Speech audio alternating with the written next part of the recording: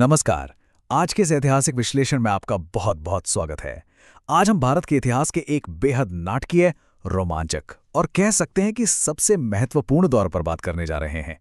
कहानी है पंजाब के एकजुट होने की, सिखों के तेजी से उभरने की, महाराजा रणजीत सिंह के उस विशाल और शक्तिशाली साम्राज्य की, और फिर उनका सामना कैसे हुआ तेजी से पैर पसारते ब्रिटिश साम्राज्य से। सच मानिए, यह एक ऐसा ऐतिहासिक घटनाक्रम है जिसने पूरे भारतीय उपमहाद्वीप का नक्शा ही पलट कर रख दिया था। तो चलिए बिना किसी देरी के शुरू करते हैं। अब इस पूरी कहानी के केंद्र में एक बहुत ही रहस्यमयी सवाल है। आखिर कैसे 12 बिल्कुल अलग अलग बिखरे हुए गुटों ने मिलकर एक इतने अजेय साम्राज्य की नींव रख दी, और उससे भी बड़ा सवाल, कैसे एक सदी से भी कम समय में वो सब कुछ ताश के पत्तों की तरह बिखर गया। ये जानना सच में बहुत दिलचस्प है कि कैसे एक क्षेत्रीय शक्ति का इतनी तेजी से उदय हुआ और फिर अचानक से उसका पतन हो गया।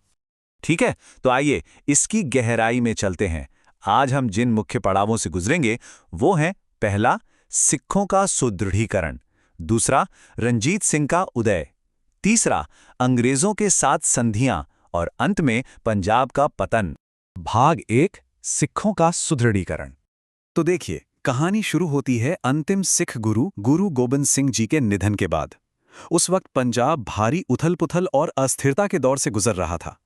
मुगलों का प्रभाव तो कम हो ही रहा था, साथ ही लीडरशिप का एक बहुत बड़ा खालीपन आ गया था। ऐसे में बंदा बहादुर सामने आए और उन्होंने सिखों का नेतृत्व करते हुए मुगलों के खिलाफ एक जबरदस्त विद्रोह छेड़ दिया।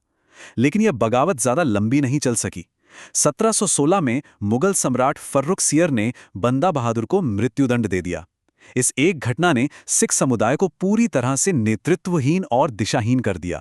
अब एक मजबूत नेता न होने का असर ये हुआ, और ये बात सच में बहुत दिलचस्प है, कि पूरा सिख समुदाय वैचारिक आधार पर दो हिस्सों में बंट गया। एक तरफ थे उदारवादी यानी बंदई, और दूसरी तरफ कट्टर रूढ़िवादी विचारधारा वाले तत खालसा। यह आपसी बंटवारा सिखों को अंदर से कमजोर कर रहा था। लेकिन फिर 1721 में एंट्री होती है भाई मणि सिंह की। उन्होंने कमाल का काम किया।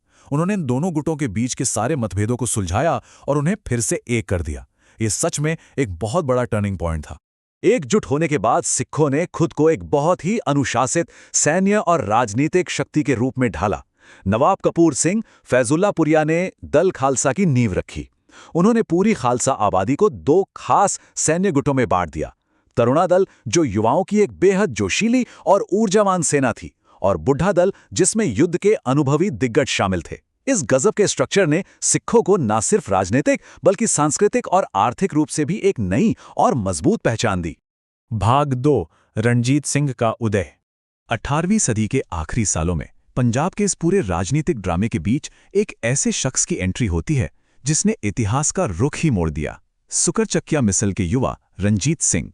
1780 में जब उनका जन्म हुआ, उस वक्त के पंजाब को समझने के लिए इस संख्या 12 को दिमाग में रखिए।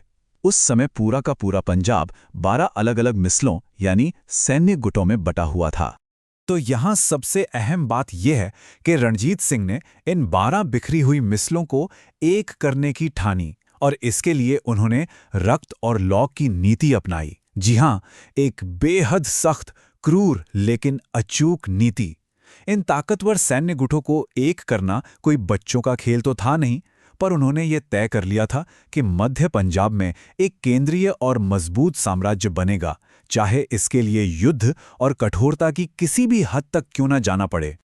उनके साम्राज्य के फैलने की रफ्तार लिटरली हैरान करने वाली थी। जरा सोचिए, 1799 में अफगान शासक जमान शाह ने उन्हें लाहौर का गवर्नर बना दिया। मतलब बिना ज्यादा खून खराबे के उन्हें पंजाब की राजनीतिक राजधानी मिल गई। उसके बाद 1805 आते आते उन्होंने जम्मू और सिखों की धार्मिक राजधानी अमृतसर पर भी अपना कब्जा जमा लिया। और उनकी सबसे बड़ी खासियत क्या थी? उनकी सेना।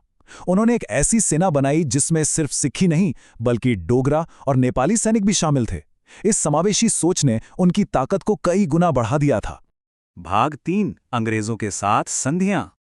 और ये बात बहुत ही स्पष्ट रूप से दर्शाती है कि कैसे इस बढ़ते हुए सिख साम्राज्य का सामना जल्द ही भारत में तेजी से फैलते ब्रिटिश साम्राज्य से होना ही था। अब यहां से शुरू हुआ कूटनीति का एक बहुत ही नाजुक खेल। रणजीत सिंह बहुत दूरदर्शी थे। वो अंग्रेजों की ताकत को समझते थे। 1809 की अमृतसर की संधि देखिए। इसमें दोनों ताकतों ने सतलुज नदी को अपनी सीमा मान लिया। हालांकि इससे सभी सिखों को एकजुट करने का उनका अपना सपना अधूरा रह गया, लेकिन उनका साम्राज्य सुरक्षित रहा। फिर 1838 में अपने आखिरी सालों में भारी राजनीतिक दबाव के चलते उन्हें त्रिपक्षीय संधि करनी पड़ी। वो नहीं चाहते थे, लेकिन फिर भी उन्हें ब्रिटिश सेना को अफगानों पर हमला करने के लिए अपने इलाके से गुजरने की इजाजत देनी ही पड़ी। अब आप सोच रहे होंगे कि इन संधियों का इतना महत्व क्यों है, क्योंकि इन्हीं संधियों ने अंग्रेजों को पंजाब की सीमाओं से बाहर रोक कर रखा था। लेकिन यहाँ एक बहुत बड़ा पेच है। ये जो कूटनीतिक संतुलन था ना, ये किसी सिस्टम या संस्था के भरोसे नहीं चल रहा था। ये पूरी तरीके से 100% सिर्फ और सिर्फ महाराजा रणजीत सिंह की व्यक्तिगत समझ और नेतृत्व पर टिका हुआ था। भाग 4, पंजाब का पतन। और यहीं से इस महान साम्राज्य के उस दुखद और आखिरी अध्याय की शुरुआत होती है। 1839 में जैसे ही महाराजा रणजीत सिंह का निधन हुआ, वो पूरी की पूरी कूटनीतिक दीवार भर कर गिर गई जो पंजाब को बचाए हुए थी। उनके जाते ही लाहौर दरबार में सत्ता पाने की ऐसी अंधी दौड़ मची कि पूरी तरह से अराजकता फैल गई। कई साजिशों और हत्याओं के बाद रणजीत सिंह के बहुत छोटे बेटे दलीप सिंह को राजा बनाया गया और उनकी मां महारानी जिंदन बनी उनकी संरक्षिका। लेकिन जैसा कि आप अंदाजा लगा सकते हैं, ये व्यवस्था ज्यादा दिन टिकने वाली नहीं थी और जल्द ही अंग्रेजों के साथ 2 बेहद विनाशकारी युद्ध हुए। चलिए आगे बढ़ते हैं और देखते हैं कि ये सब कैसे एक बड़े युद्ध में तब्दील हो गया।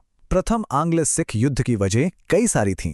एक तरफ तो लाहौर दरबार अंदर से खोखला हो रहा था, नेताओं में आपस में ही खींचतान मची थी, और दूसरी तरफ अंग्रेज इस मौके का फायदा उठाते हुए सीमा के पास अपनी भारी फौज खड़ी कर रहे थे। तनाव बिल्कुल पीक पर था और आखिर में जब दिसंबर 1845 में सिख सेना ने सतलुज नदी पार की तो बस युद्ध का बिगुल बज गया। ऐतिहासिक दस्तावेज बहुत ही स्पष्ट रूप से बताते हैं कि सिख सेना ने मैदान में गजब की बहादुरी दिखाई, लेकिन दरबार के अंदर बैठे अपनों के विश्वासघात ने ही उन्हें हरा दिया। नतीजतन बिना कोई बड़ी लड़ाई हारे अंग्रेजों का लाहौर पर कब्जा हो गया। इसके बाद 1846 में थोपी गई लाहौर की संधि ये सिखों के लिए बेहद अपमानजनक थी। उनकी सेना घटा दी गई, भारी हर्जाना न दे पाने के एवज में कश्मीर बेच दिया गया और तो और लाहौर में एक ब्रिटिश अधिकारी यानी रेजिडेंट को भी बिठा दिया गया। पर देखिए, सिखों का स्वाभिमान अभी पूरी तरह से खत्म नहीं हुआ था। पुरानी संधियों की उन अपमानजनक शर्तों से लोगों के अंदर भारी गुस्सा खौल रहा था। ऊपर से महारानी जिंदन के साथ अंग्रेजों ने बहुत बुरा बर्ताव किया और उन्हें पेंशन देकर बनारस निर्वासित कर दिया। इस बात ने आग में घी का काम किया। और फिर मुल्तान के गवर्नर मूलराज के विद्रोह ने तो जैसे बारूद के ढेर में चिंगारी लगा दी, जिसने अंततः द्वितीय आंग्ल सिख युद्ध को जन्म दिया। रामनगर, चिलियावाला और अंत में गुजरात के भीषण युद्धों के बाद आखिरकार सिख सेना को भारी मन से रावलपिंडी में सरेंडर करना ही पड़ा। साल 1849 में लॉर्ड डलहौजी ने पूरे पंजाब को ब्रिटिश साम्राज्य में मिला लिया और इस तरह भारत के एक बेहद शक्तिशाली और स्वतंत्र राज्य का हमेशा के लिए अंत हो गया। इसके बाद पंजाब का शासन चलाने के लिए 3 सदस्यों का एक बोर्ड बना दिया गया, जिसमें लॉरेंस बंधु और चार्ल्स मैंसेल शामिल थे। तो इस पूरी कहानी के अंत में हमारे सामने एक बहुत ही गहरा सवाल खड़ा होता है। क्या महाराजा रणजीत सिंह की वो सारी कूटनीतिक मेहनत जिसने अंग्रेजों को इतने दशकों तक पंजाब से दूर रखा, क्या वो उनके साथ ही खत्म होने के लिए अभिशप्त थीं? क्या किसी एक ही व्यक्ति के कंधों पर टिके हुए साम्राज्य अंदर से इतने ही नाजुक होते हैं? इस ऐतिहासिक विश्लेषण को हम आज यहीं विराम देते हैं। मुझे यकीन है इतिहास के इन पन्नों ने आपको कुछ नया सोचने पर जरूर मजबूर किया होगा। हमारे साथ इस सफर में जुड़ने के लिए आपका बहुत बहुत धन्यवाद।